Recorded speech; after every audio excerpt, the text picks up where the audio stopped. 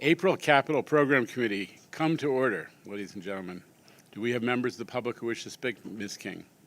Yes, good afternoon, Mr. Chairman. We have 3 members of the public registered to speak today. As a reminder, we ask that all public speakers please adhere to MTA's conduct and decorum rules. I would also like to remind our public speakers that in the interest of time and fairness to all speakers, we limit everyone to 2 minutes. Please be aware there will be a warning beep letting you know you have 30 seconds to conclude your remarks. The first speaker will be Bruce Hain. Following him will be Jason Anthony, in that order. Thank you. Well, good morning, Capital Committee, Capital Projects Committee. What is it called? Boy, that's the way I speak. I don't know why it is that way. Okay, so I'm going to keep grinding my axe. How do you get more capacity at Jamaica? Well, one way is to have, and this is a way that was sort of the conventional wisdom for about 70 years or 80, is to have 8 tracks to destinations west of Jamaica going, so 4 sets of 2 tracks. And the way you get the extra one is you go on to the lower Montauk branch, and the first stop is Richmond Hill, and then you have an interesting junction at, Parkside anyway. That's the same thing.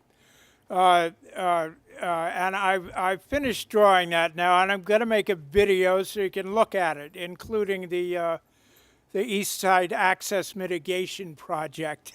I'll do them both in one video because both are about as likely. Then I've arranged a 4-track connection at White Pot Junction. That is Rego Park. And it's easy to do. It works nicely. It was foreseen, except somebody's put that sheet piles right up to the abutment and girder, and they're taking away the 6th track. So you can't have 8 tracks going west from Jamaica, and you need that.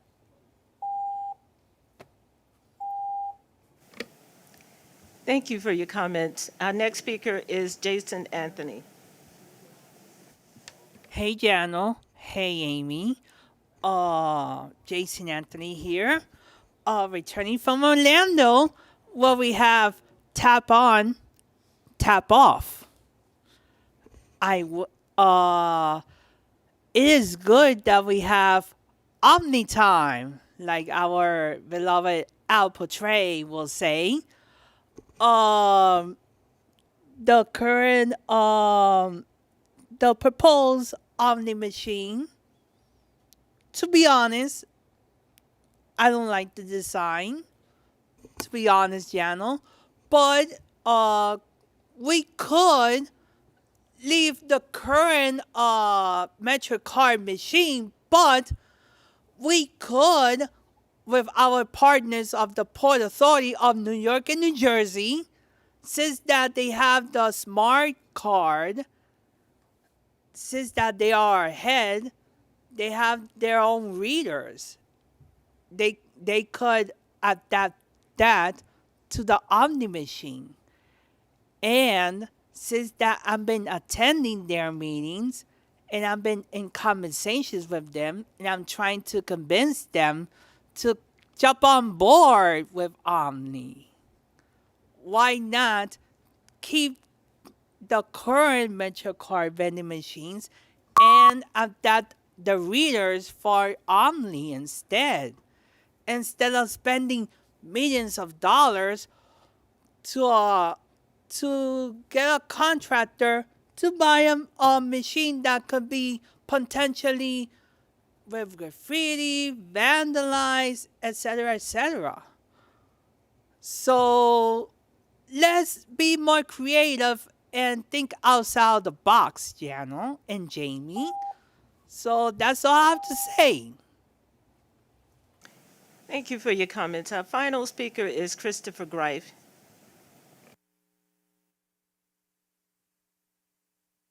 And good afternoon, everyone. It is still good afternoon. I'm sorry I'm not there.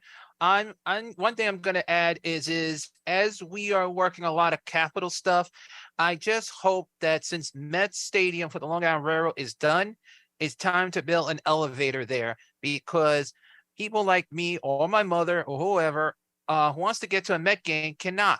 They have to go all the way to Main Street Flushing to come back to get on the bus if that bus ever runs the Q48.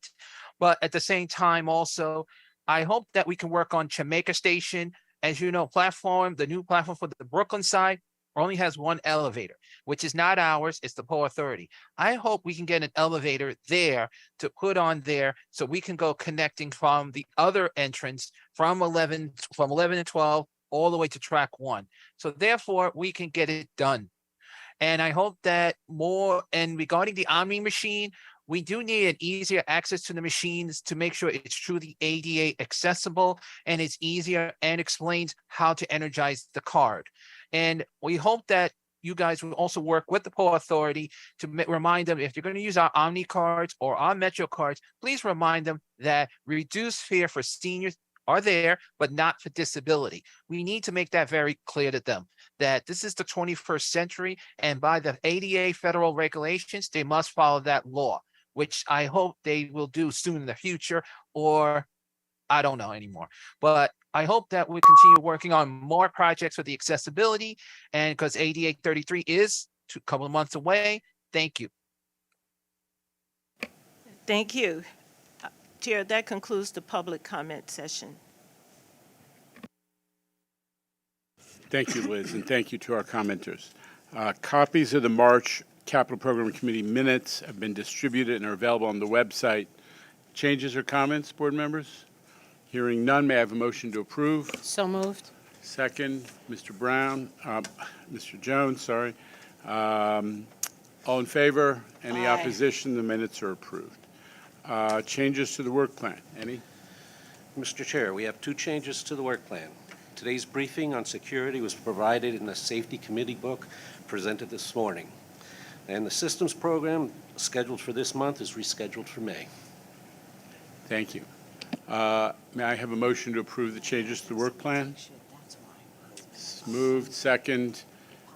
Any opposition or abstentions? The changes to the work plan are approved. So the same thing. All right, with that, let me turn it over to Jamie Torres-Springer with the President's report. Thank you, Chair. Good afternoon, members of the committee, and lots of folks from MTA Construction and Development here today as well. This month, we have an update on Omni as well as from our infrastructure business unit. Let me give you a couple of updates before we get to those regular items. Last Thursday, we announced the MTA's climate framework. In addition to quantifying the extraordinarily positive impact that the MTA already has on greenhouse gas reduction, which we quantified in an updated number of 20 million tons of avoided greenhouse gas emissions every single year as the result of MTA's activities. We also laid out an ambitious plan to reduce our own operating emissions by 85% by 2040. We're going to make a full presentation to the board on Wednesday about that, but I wanted to note it today because a lot of that is driven through our capital program, including our 20-year needs assessment, which you'll hear more about in the coming months, and our next capital program coming next year.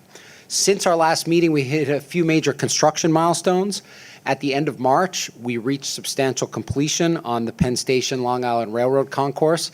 I won't go on at too much length because our chair does a better job of describing just the transformative power of that doubly wide and doubly high concourse and the impact that it's having on our riders. It's great, and look forward to spending some more time there in the coming months celebrating and moving forward into Penn reconstruction to bring that forward into the rest of the station. Also, at the end of last month, we reopened the escalator at the 181st Street A train station. That's one of our deepest stations. The escalators were past their useful life and needed replacement. This is a picture showing the first customer on the new escalator helping us cut the ribbon. Work is continuing at 181st Street with another project to make the station fully ADA accessible continuing with opening set for later this year. I wanted to emphasize this. This was, there's no question, taking out the escalators, which unfortunately we had to do all at once. They were all connected in the machine room. To rebuild them at a deep station was not an easy decision that we made, not an easy thing that we did, but we're proud that we were able to get this done on schedule to get it reopened and that we're headed towards full ADA accessibility at that station. It's a really important station.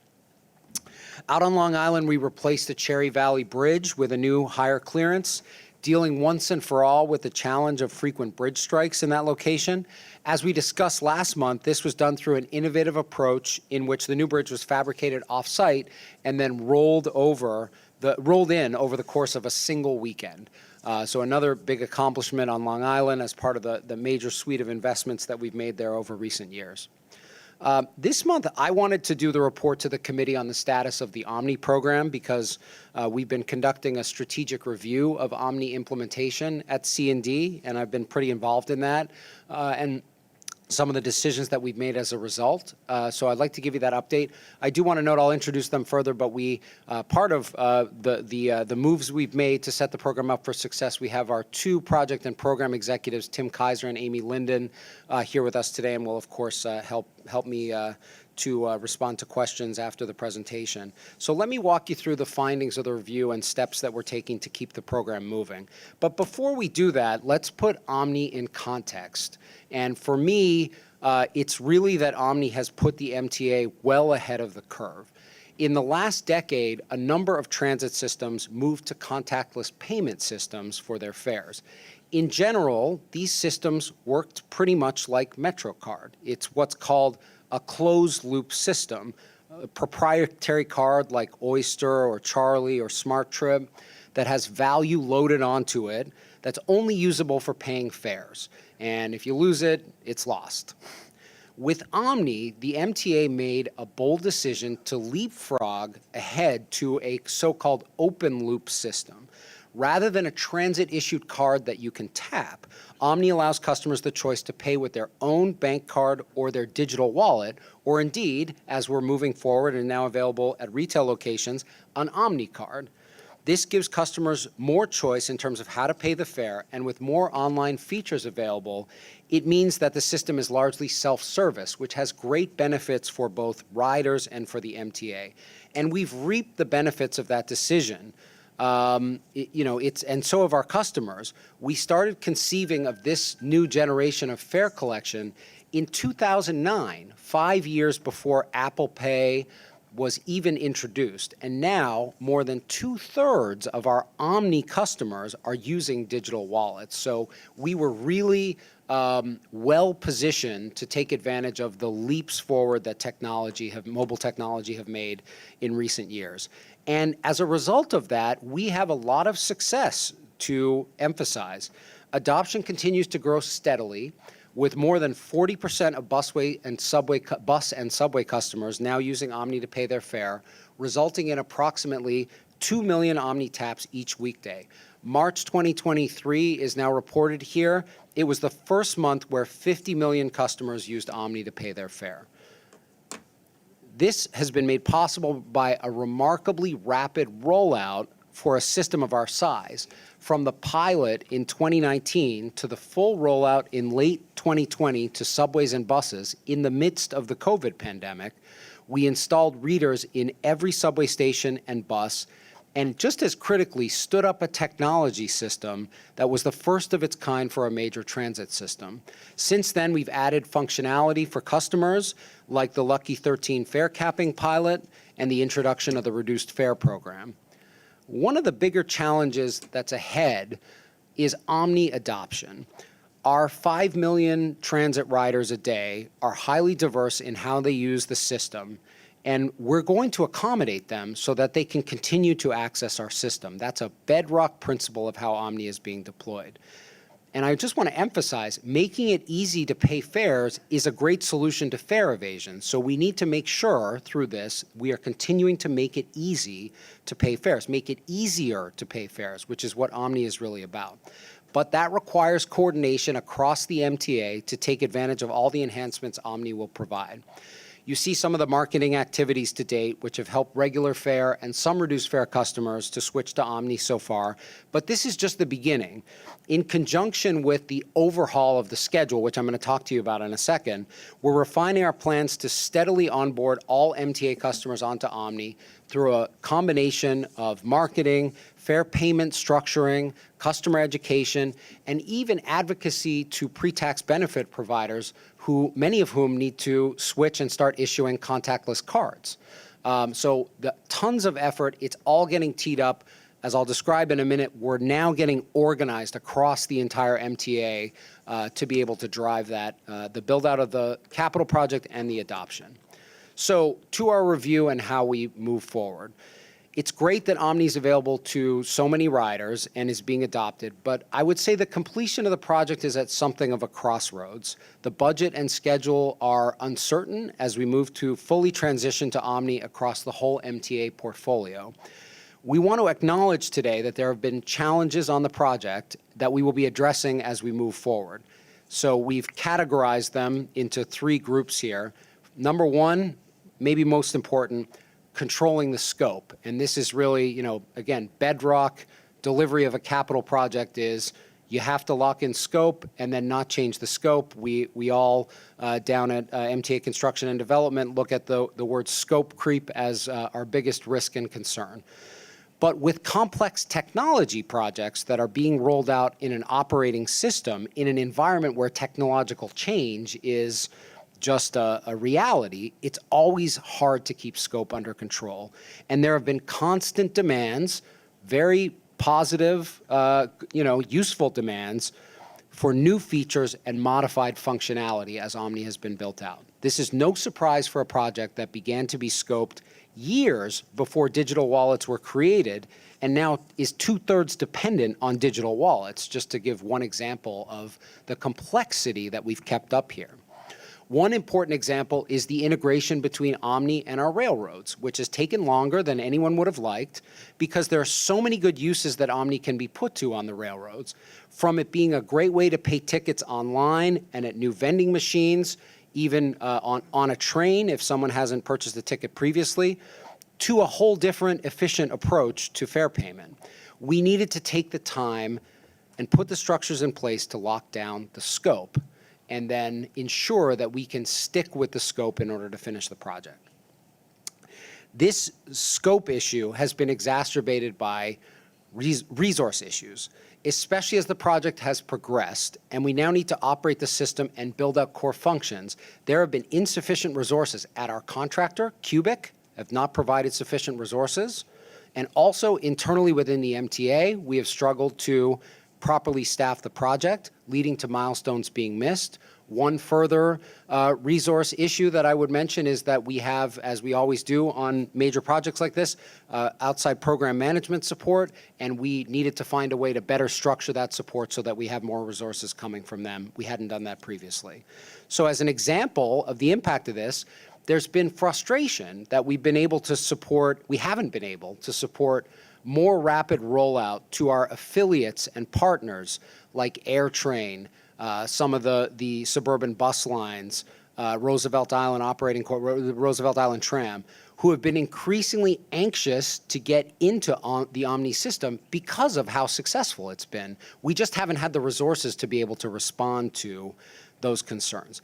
And underpinning all of this is the complexity of the stakeholders across this entire organization, which means that our project management and governance have not been able to always prioritize our issues properly. Fortunately, this is exactly the set of challenges that MTA Construction and Development was created to address. At the core, we needed to address the project management issues that I described. That's why we're bringing Omni into C&D with a structure that treats it like the mega project that it is. It means establishing dedicated teams to deliver the project on the one hand and to operate the Omni system on the other. We've done that in the last few weeks. excuse me. With Omni Project Delivery, you see on the left, responsible for the rest of the capital project delivery. That's led by Tim Kaiser as our project CEO. And with Omni Operations and Services, led by Amy Linden, who's really been carrying both sides of this effort for the last couple of years and beyond, and has the most expertise within the entire MTA on how we operate this program and bring this to a closure.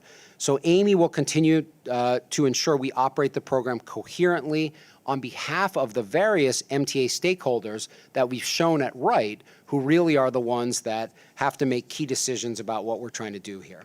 With that reorganization, we'll also add additional resources so that we can fulfill both of those roles at once and ensure that the contractor and commercial management team can do so too. And as I've mentioned, on top of all this, we've established clearer governance, and I'm grateful to MTA strategic initiatives here at headquarters for the work on this across the MTA to ensure that decisions can be made quickly and efficiently. So we've set this project up as a real model for a mega project and how we deliver it. And with stronger project management strategy and the resources in place to execute it, that allows us to tackle the scope uncertainty issues that I described. We have the team undertaking what's called a full rebaselining of the remaining schedule. It means we are looking again at the whole schedule, figuring out how the different pieces of it fit together, and then coming up with a new schedule for project completion to finalize the major deliverables. I expect this to wrap up in June. And then we will have a revised program schedule that includes, thanks Tim for making a note of that, with June completion day, that includes the rollout of full Omni functionality to all our services and online, the availability of Omni to our so-called bulk users like Department of Education, Fair Fares, the pre-tax benefit providers, the broader availability of Omni card services in the subway and retail outlets, and only then will we start to look at the opportunity to retire legacy systems. I'll note this also includes a review of the Omni scope for the railroads. While the railroads were not fully scoped at the outset of the Omni project, that has provided us with an opportunity to take a fresh look at requirements for our railroad customers as well as business needs for Long Island Railroad and Metro North to ensure that we are facilitating efficient fare collection. And so what that means in effect is we are moving forward full speed with the plan to ensure that Omni is available as a way of paying for tickets in train time, at vending machines, at railroad stations, and on board. And because of all the new features that are available, we're also taking a step back and taking a look at what more than that can Omni accomplish for the railroads. That is all proceeding in our revised scope. A couple of key upcoming activities that I think are really, really important here.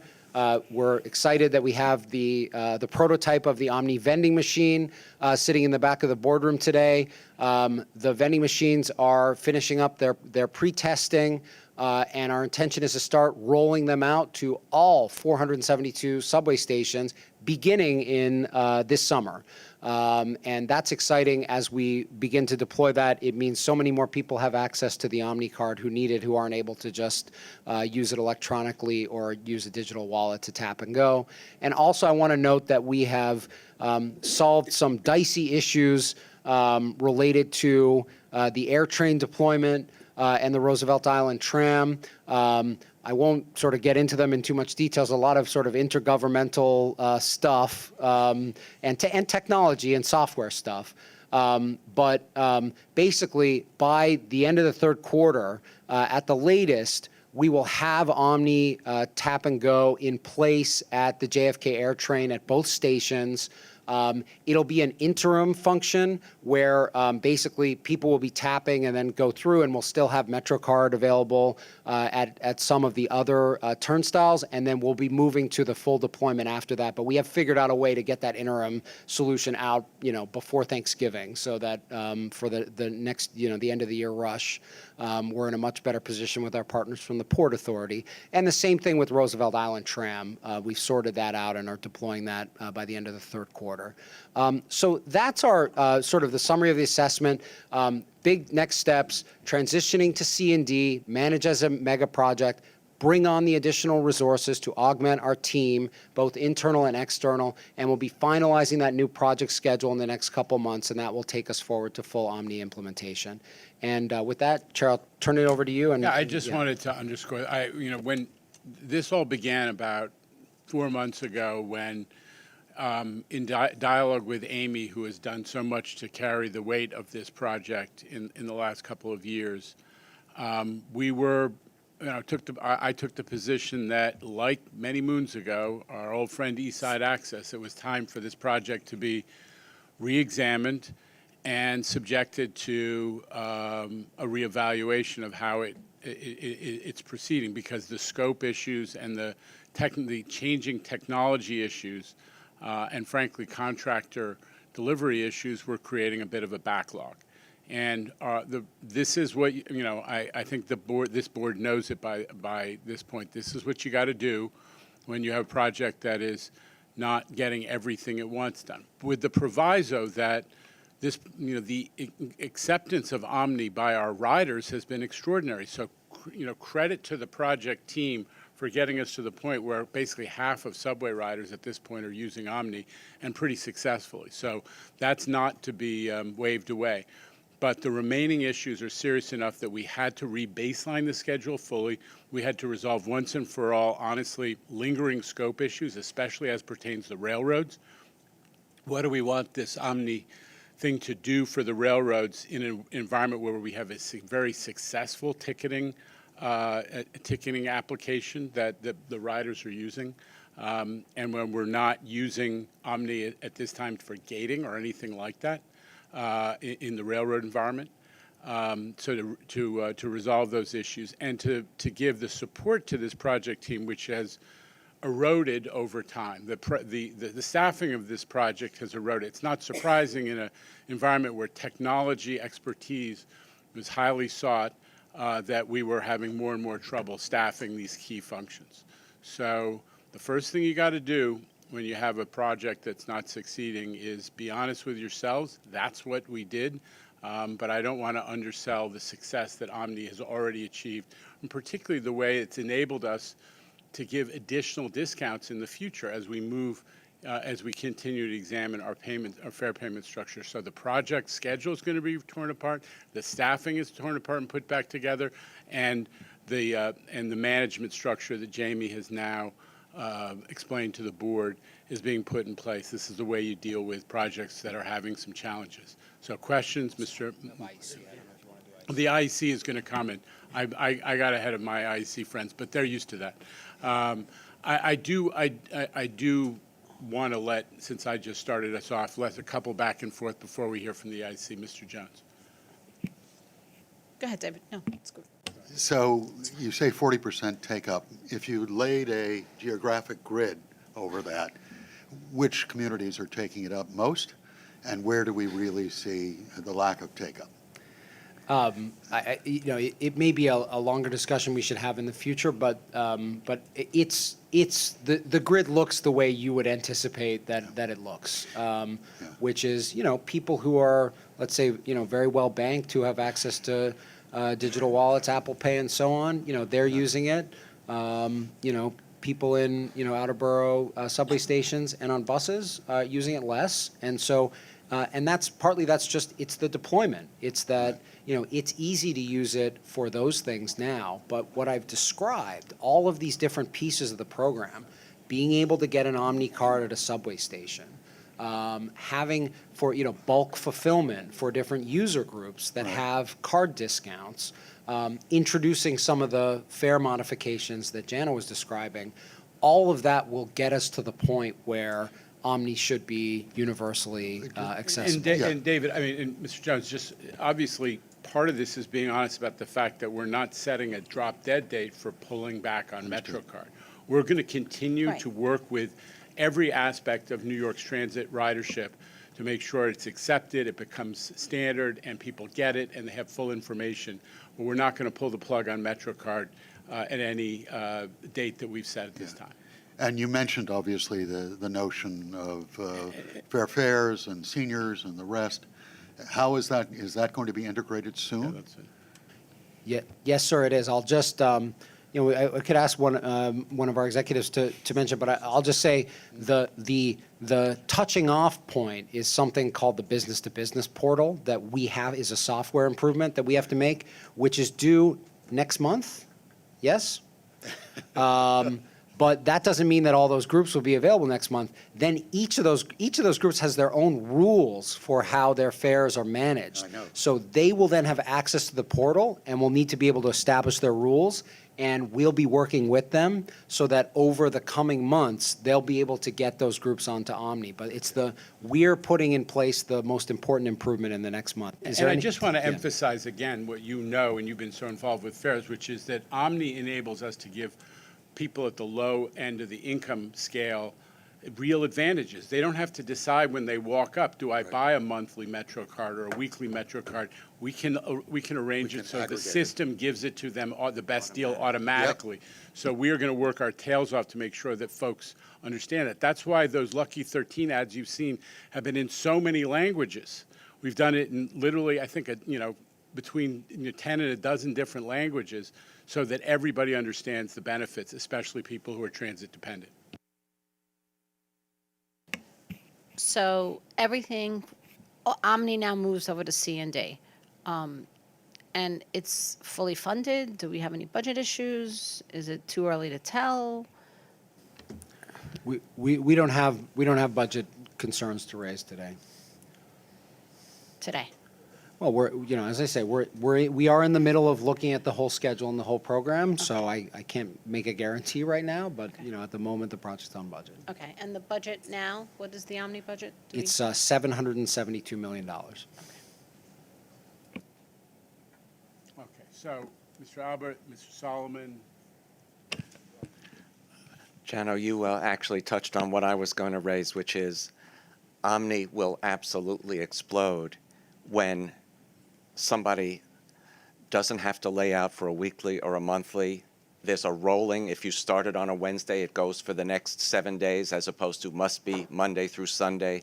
The fact that you can just get the benefit of the best deal will cause everybody to move to Omni.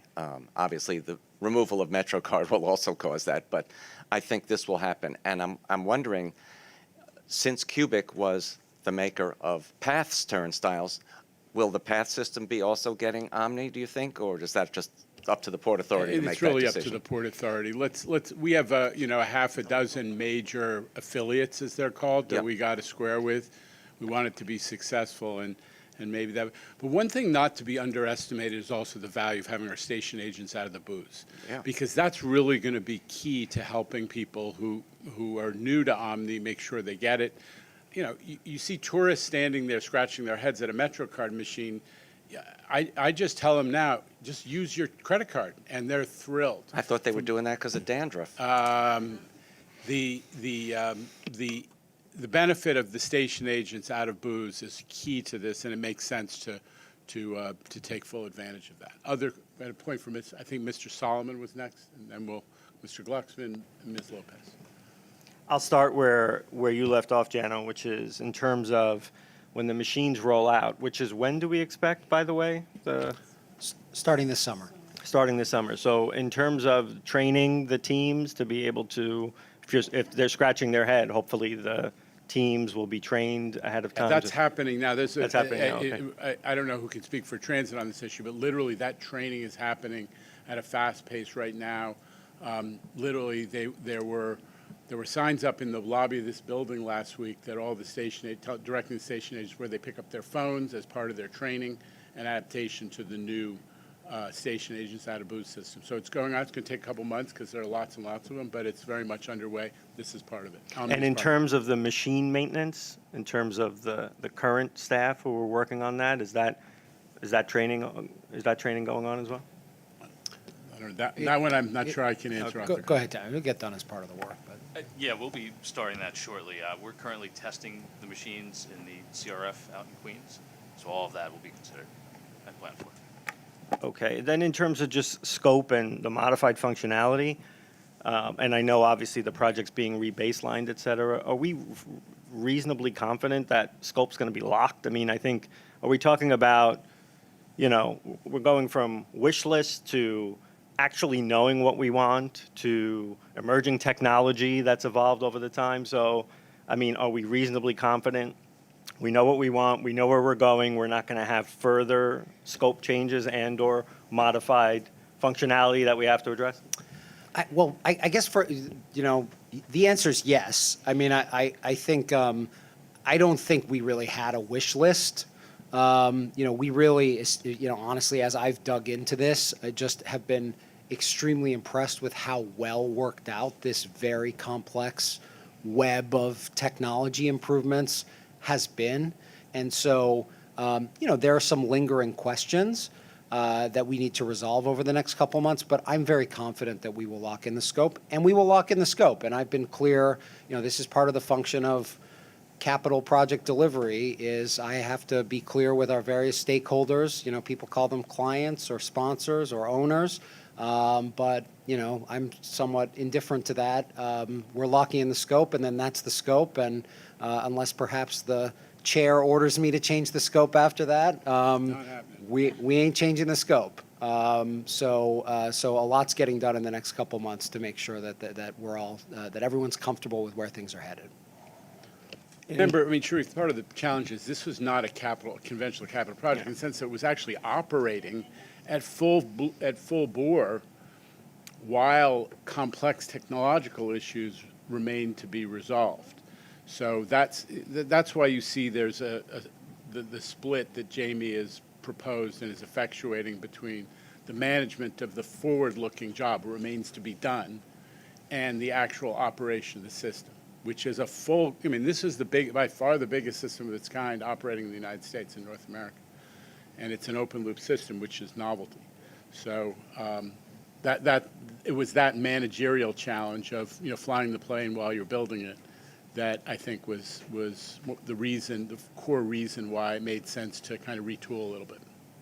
Great, and then just quickly, last one in terms of cubic, and I know that staffing challenges abound in lots of places, but how are we approaching sort of working with cubic to make sure we're getting the full and maximum potential out of the vendor?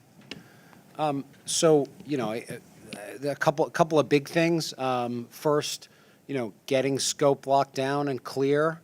Makes things absolutely 100% clear without any uncertainty about it. We certainly reserve our rights related to anything that's happened thus far, and we've made that clear to them. I will say, it has been a very impressive build out. I mean, to get I forget how many devices, 16,000 validators rolled out to this system. It is very impressive, and yet, we haven't always had the full resources we've needed, and we've made that clear, and we'll continue to make that clear in how we exercise our rights related to the contract. We also need a much better approach to program management, and it's very impressive. Sorry, Tim has put a full team in place. That has really been structured to manage the contract better. And of course, what we get out of rebaselining is not just the schedule itself, but a resource-loaded schedule. So that makes clear what our expectations are and allows us to exercise our rights. Okay, coming back to Mr. Glucksman, Ms. Lopez, I think Ms. Valdivia.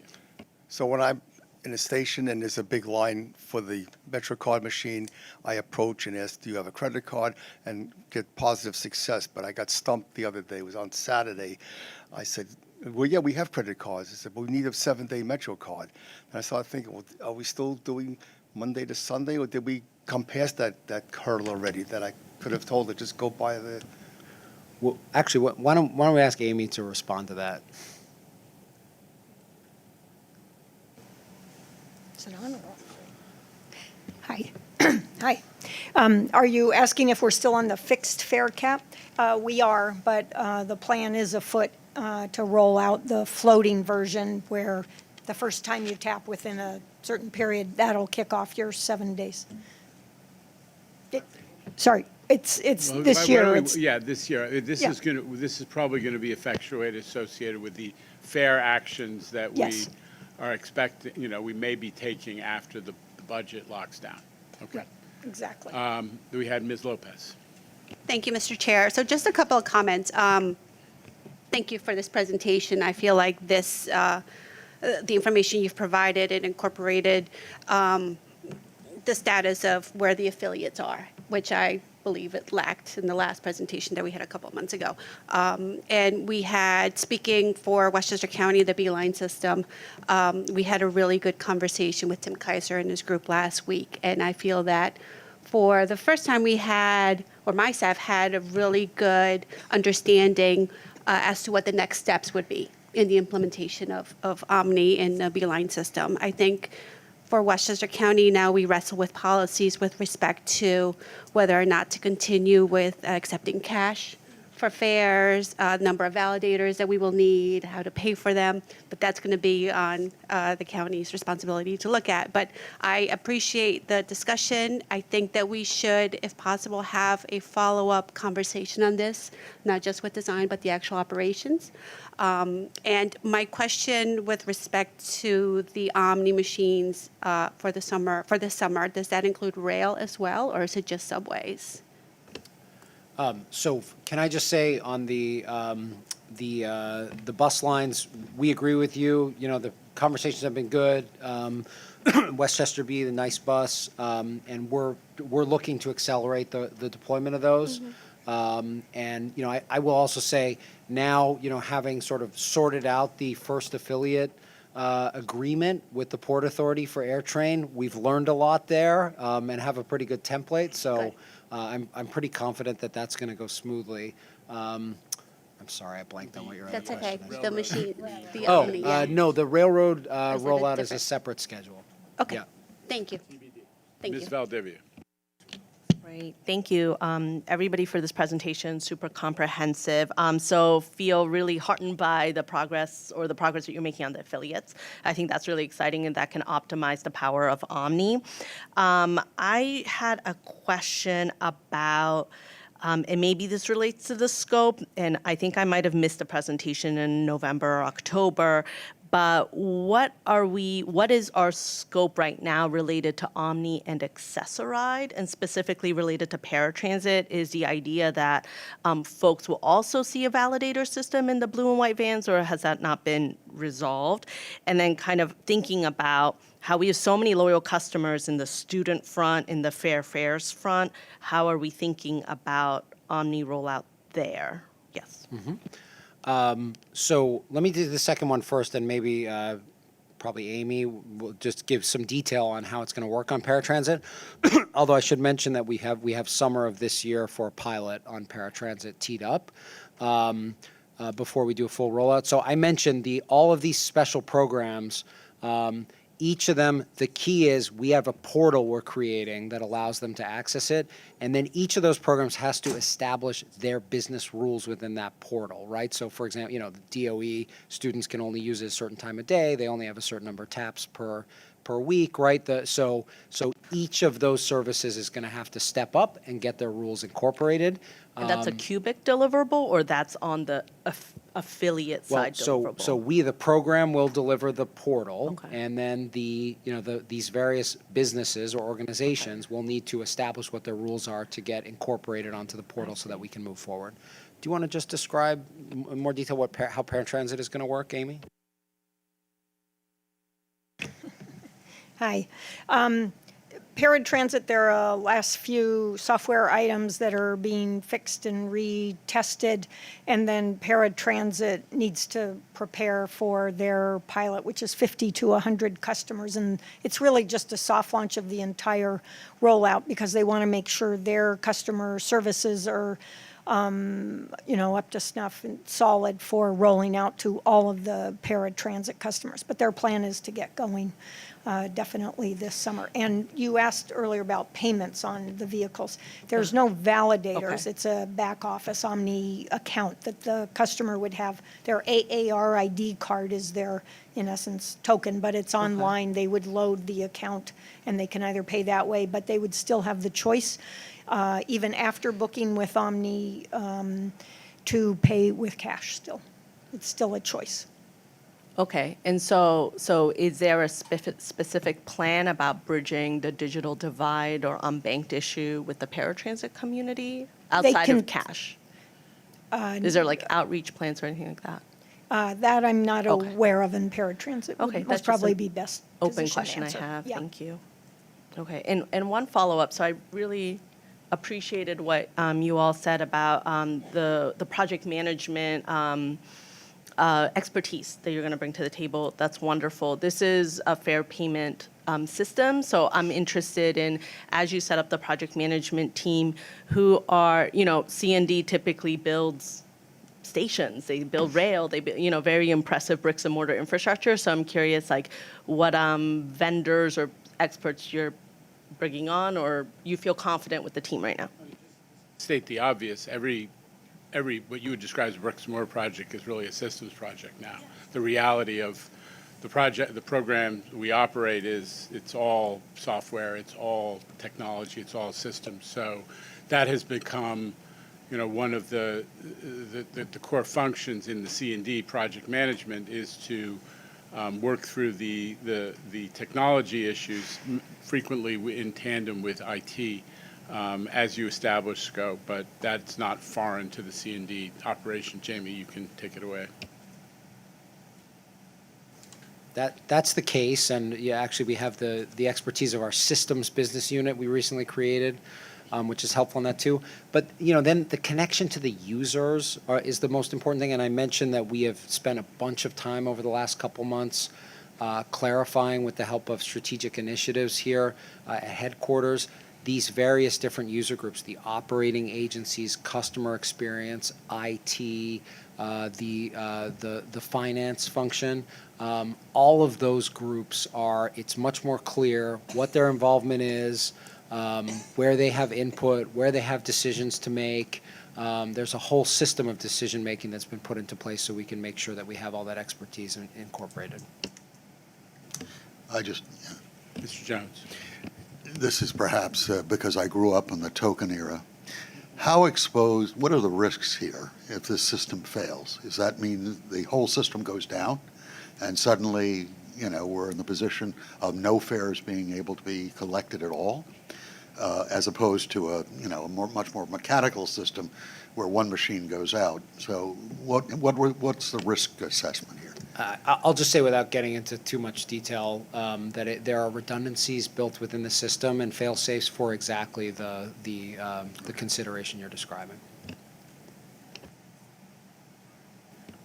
Having kept our friends from IEC waiting, Joe, Thank you, Mr. Chairman. thank you for indulging us. Oh, of course.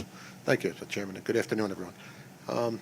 IEC would like to just start by saying they're really encouraged on this bold move of changing this management organization around, and believe it at this time in the project. So I think that's a great move, and we're looking forward to all kinds of improvements in the rollout. Our report is on page 41 of your CPC book.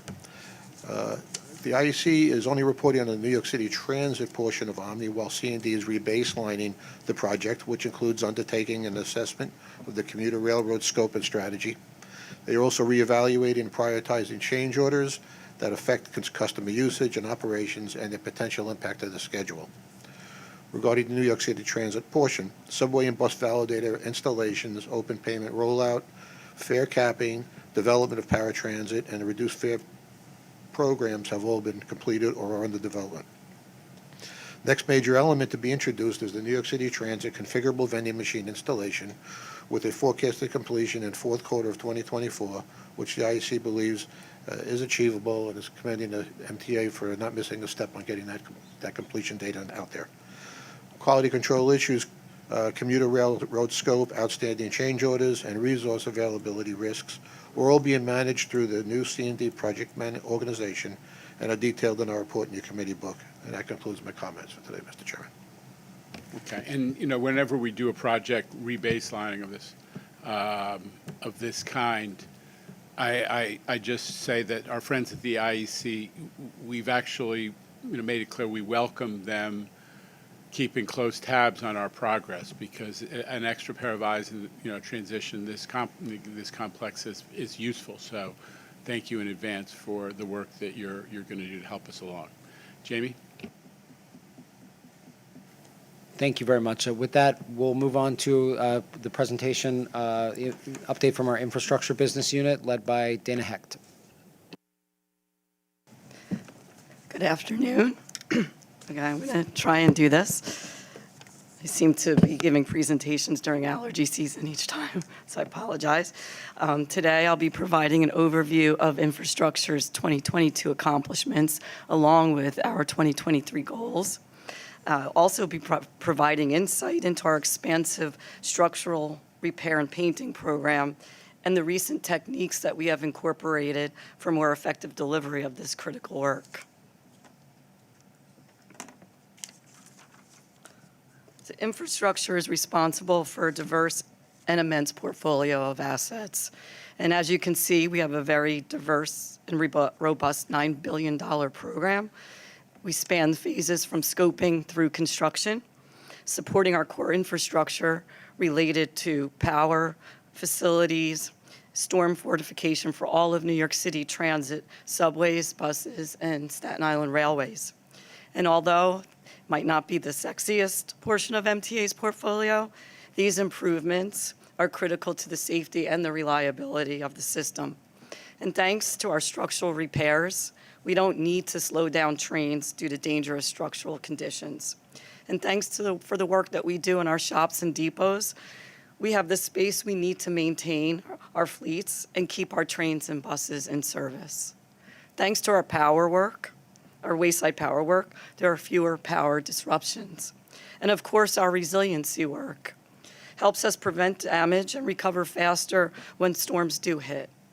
Customers may not see our work directly, but it's thanks to the work that's done by the infrastructure business unit that we can provide the service that our customers rely on.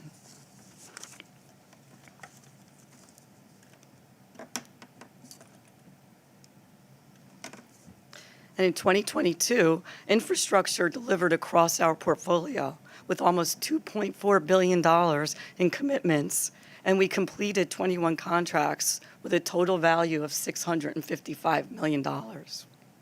As highlighted on this slide, among key projects awarded was the Jamaica Bus Depot Design Build project. This project will replace the existing facility with a brand new facility, along with 60 new charging stations. Also awarded and addressing critical resiliency and system redundancy on the A line in the Rockaways was the Rockaway Bundle Design Build. In addition to their benefits to the core infrastructure, these two projects contain 20% local hiring provisions. This demonstrates our commitment not only to our system, but to the communities that serve our systems serve. We also completed a number of resilience-focused projects last year, including this new state-of-the-art Clifton Shop, which is storm fortified.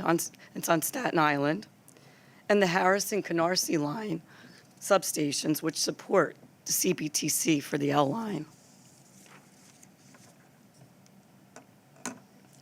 And this year, we intend to keep up that pace. In 2023, we look forward to awarding $1.3 billion of awards.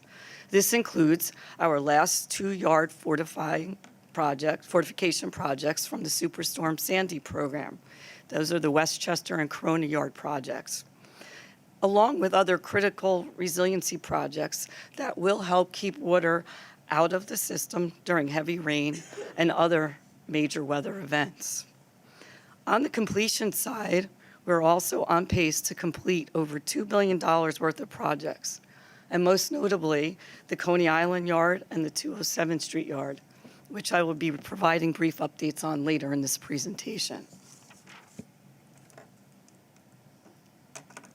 Today, I'm going to focus on one of the critical elements in our program, and that's the structures. Elevated line structures are the infrastructure that are utilized by the subway trains to travel above ground. They're an iconic part of the outer borough streetscape, and these structures keep our trains for New York City Transit's above ground lines and keep debris from reaching the street. Major investment is necessary to preserve the safe and efficient operation of our elevated lines. Constructed primarily of steel with concrete supports, they're constantly battered by atmospheric elements, de-icing chemicals, and water infiltration. All of these things can erode our structural elements. If left unaddressed, these defects can and will compromise the safety and reliability of the structure, which can lead to disruptions to service and expensive emergency repairs. Line structure painting is a means of preservation that, when applied correctly and at the right time, it eliminates the need for major rehabilitation and even replacement. This is also the means by which we deal with lead paint that may exist still on some of our structures by removing the old lead-based paint and applying a new environmentally friendly epoxy-based paint. In addition to the aforementioned benefits, these structural repairs also provide a benefit to an aesthetic benefit for the communities as well.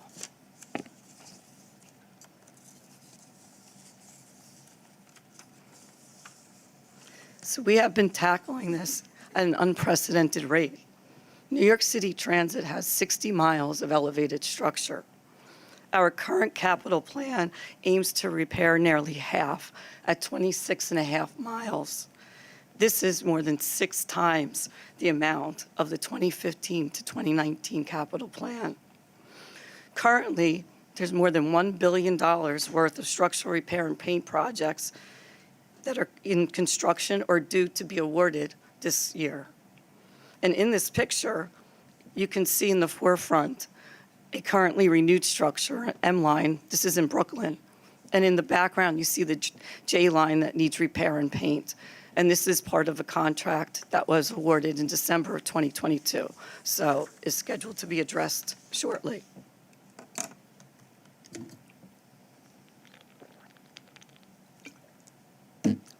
So we're not just doing more of this work. We're doing it more effectively, and we're doing it more efficiently. The creation of C&D has brought experts from across the MTA under one roof to share knowledge. This came to fruition through a collaboration with Bridges and Tunnels. Bridges and Tunnels, having a proven track record for a successful structural repair and painting program, along with strong industry relationships, brought lessons learned on keeping our bridges in good condition to all of C&D to apply across the entire agency. In late 2021, a pilot was conducted with infrastructure on a section of the Culver Line that utilized Bridges and Tunnels means and methods for the abrasive blast, for the removal of paint through abrasive blasting, updated paint specifications that streamlined the approval process, and better techniques that protect the structure from water infiltration. And in this picture, you can see an example of a beam prior to paint removal. The abrasive blasting was utilized to clean the paint from the structure. And an advantage of that as well is if there's defects in the element, it better identifies, because as you see below, it's a very clean surface. That is not a painted beam. That's clean after the paint is removed. This new blasting methods and the materials extend the expected painting cycle from every 15 years to every 30 years. And these benefits ultimately mean less work on the structures and therefore also less disruption for the riders. So completed in early 2022, the Culver pilot was a great success. And thanks to this success, we're taking this approach across our entire system. Bridges and Tunnels worked with the infrastructure project team to immediately implement this in our White Plains and Dyer Avenue line bridge painting contract that was awarded this past May of 2022. We are excited to advance the remainder of our painting program with this new approach. I'll now provide brief updates on 3 projects: Coney Island Yard, 207 Street Yard, and the bus radio system. And given the celebration of Earth Day and all of the great work that's being done by the MTA agency-wide, it's perfect timing to provide progress on our 2 largest yard resiliency projects. So starting with Coney Island Yard, which is the largest combined train storage and maintenance facility in North America, Superstorm Sandy wreaked havoc on it, with service shut down for almost 2 weeks due to extensive damage. Thanks to this project, the entire facility is now protected against future storms with all perimeter flood protection in place. The project is approximately 98% complete and is expected to be substantially complete by June of this year. Next is the 207 Yard, which is a similar proposition with 3 independent projects, but is being managed by one project management team to prepare this vital facility against future storms. And as you could see by the status on the slides, these projects are also progressing well. The final update is on the bus radio system. The new system is replacing an antiquated analog radio technology that is 35 years old, and it's being replaced with a new digital system. The new system also provides emergency alarms for the operators and computer-aided dispatch with automatic vehicle location that's being utilized currently in the new bus command center through centralized dispatching. The bus command center began this operation in February of '22. This improvement will bring new efficiencies in supporting the 6,000+ fleet bus operations throughout the 5 boroughs. And as this committee knows, this has been a challenging project from the beginning, with contractor performance issues related to poor project management and the pace of bus installations specifically. Our team continues to work with the contractor to improve performance. We have begun to make progress. 32 of 36 base stations are currently transmitting, and 34 are expected to be transmitting by the end of the calendar year. Bus installations had been slower than anticipated due to an inadequate number of installers. However, a new training program has been instituted in a new state-of-the-art training facility. The first class of graduating installers was February 27th, and we are seeing a continued and steady progression in installations. In January, we were at 256 bus installs, and by the end of this month, we expect to be at least 700 buses. I'm being told that we might actually best the number that you see on the slide. We are, however, in the process of evaluating the quality of the coverage areas and some occurring system interference. Based upon the bus installation rate, we now are currently forecasting the overall substantial completion to be August of 2024. I will now turn it over to the IEC, and I welcome any questions at the conclusion of their report. Thank you. Thank you. The IEC is reporting on 4 infrastructure projects this month. The reports begin on page 15 of your book. On Coney Island Yard, overall, this project is 98% complete with the current budget and estimated completion of $524 million, an increase of $3.8 million since our last report, primarily due to repairs to the signal system, and the IEC concurs with the project's $524 million estimated completion. Regarding schedule, C&D now forecasts substantial completion to be June of 2023, a slip of 3 months since last report due to signal cable replacement, as well as testing and commissioning of signal system and flood barrier equipment. The IEC concurs with the revised substantial completion date. At this point in the project, there are a few significant risks remaining, and those are spelled out in your CPC book with their respective mitigations. The IEC would like to point out that based on the size and the complexity of this Coney Island Yard facility, the project team has done a tremendous job of implementing storm recovery and resiliency protection to ensure the effective delivery of service for MTA's customers while the rail yard remained fully operational. On 207th Street Yard, Overall, this project is 92% complete with the current budget and estimated completion of $643 million, an increase of $9.8 million since last report. Largely due to overruns in TA labor and support services, C&D has identified savings and maintains sufficient risk reserve to fund this shortfall. The IC has reviewed project costs and believe the project can be completed within the latest EAC. Regarding schedule, the latest submission by the contractor pulls back the schedule 2 months to the original substantial completion date of November of 2023. This is accomplished by advancing the signal system breakdown testing, followed by installation and field testing of new signal equipment. The IC finds project substantial completion date of November 2023 will be challenging. While the project has identified mitigations to the top risks, which are outlined in your book, the IEC believes a January 2024 substantial completion is possible here.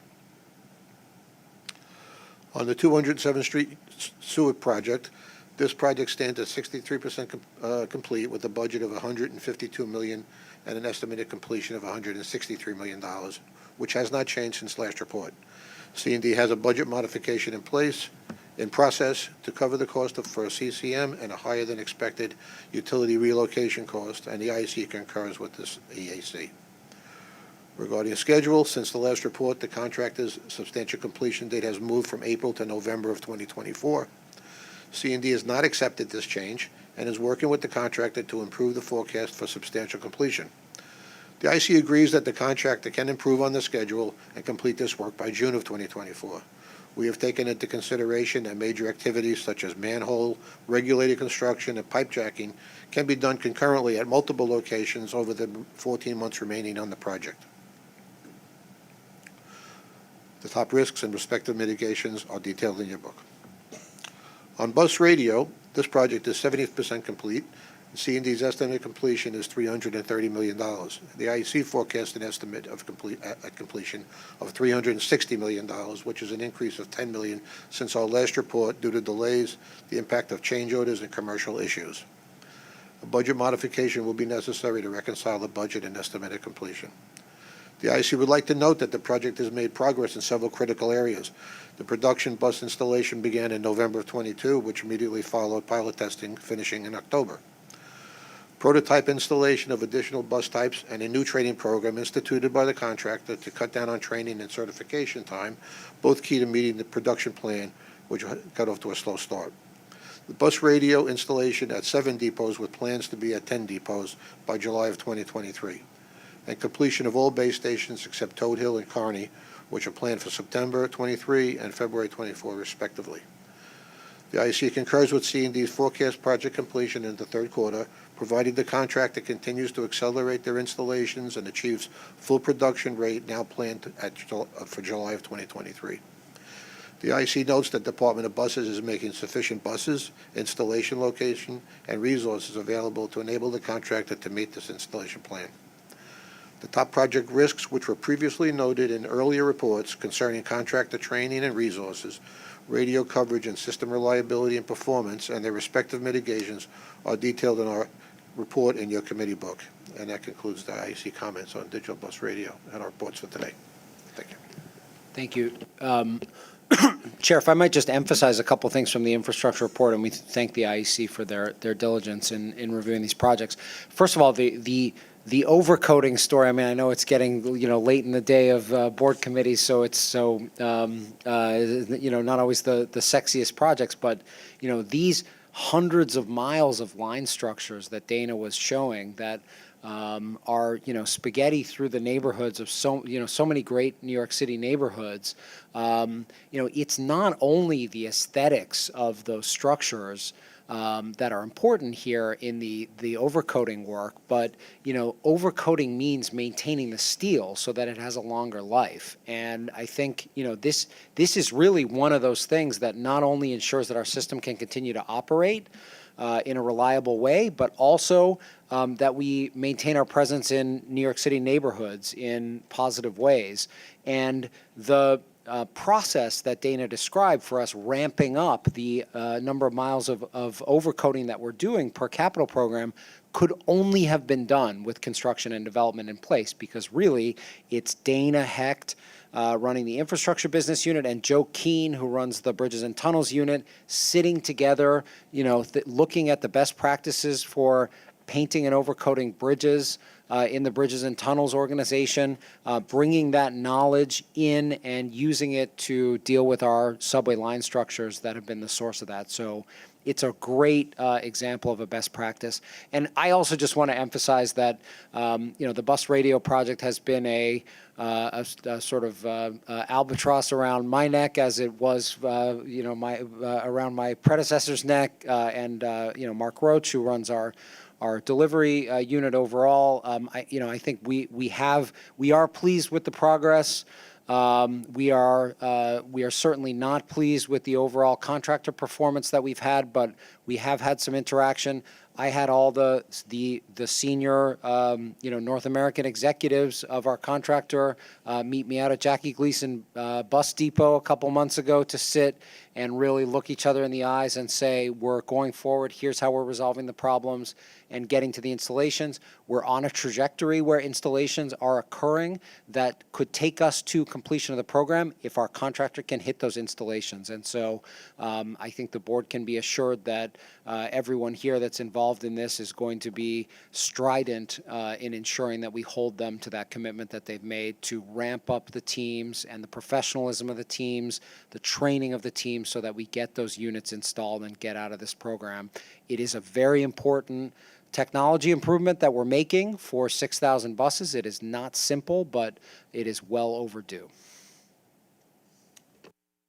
Albert, and then Mr. Solomon.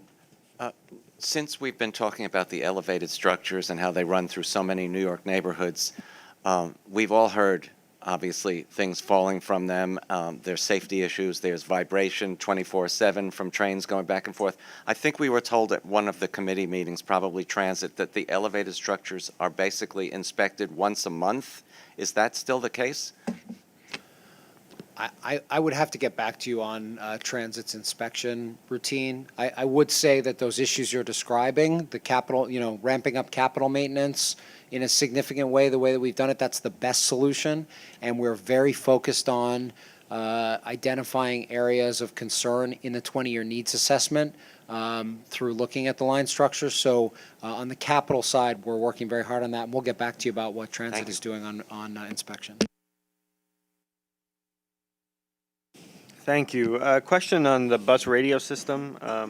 One of the risks flagged by the IEC is about interference issues, and it was mentioned here that some equipment's being installed at 2 depots in Staten Island, and that there's a request for a cellular backup. So question is this only a Staten Island issue, and what are the redundancies that have been built into this entire project with respect to outages and interference?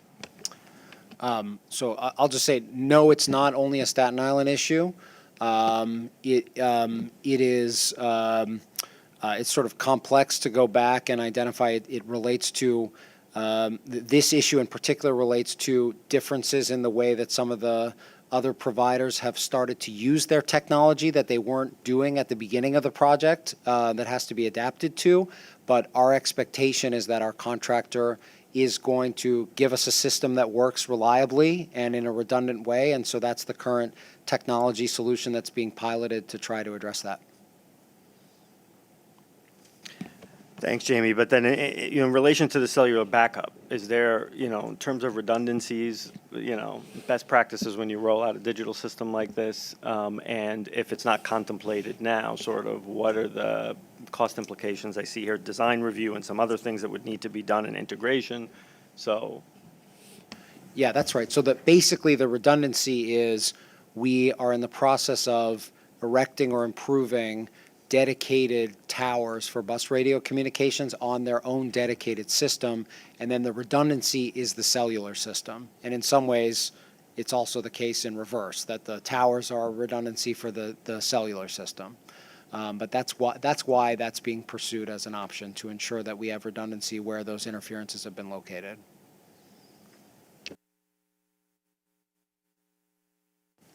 And no other questions or comments on the presentations.